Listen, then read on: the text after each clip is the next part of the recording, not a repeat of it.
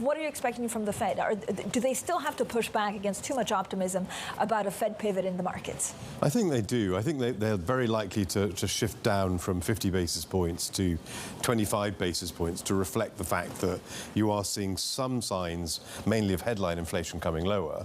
But at the same time, you've had such a loosening in financial market conditions in the last couple of months that I think what Powell's actually got to do is what I would describe as a hawkish downshift. He's got to sound tough.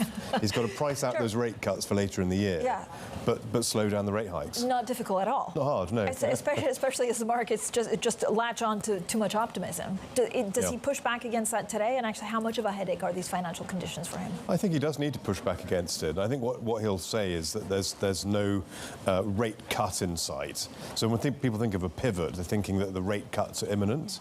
I think the message today will be they need to go higher. They haven't done yet. They've slowed down the pace of the rate hikes, and it's far too early to talk about the rate cuts, and that will be what he'll try to get across. Do you think there'll be a Fed pivot? I mean, at some point, if they really continue hiking this much, there's going to be a downturn in the economy. Absolutely, yeah. And it's funny because we're in this sort of, I would describe it as an interregnum between an interest rate-driven bear market and an earnings-driven bear market. We're in the gap in between, and the markets are melting up because they think they can see the end of the Fed rate hikes, but they can't yet see what's causing the Fed to stop hiking rates, and that is a recession.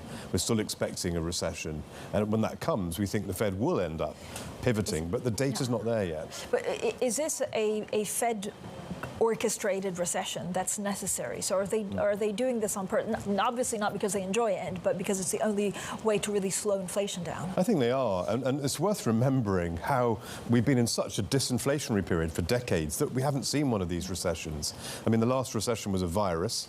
The previous one was a financial crisis. You're back in 2000, where in some parts of the world, rather, there were no recessions. There was a tech wreck. You've got to go back to 1990, really, for the last central bank-created recession. And it takes a long time to get the economy to slow. And when it finally does slow, you've done too much tightening. And that's why when the Fed finally gets to the point where the economy rolls over, I think they'll end up cutting rates quicker than people think, but they can't give a sight to that yet.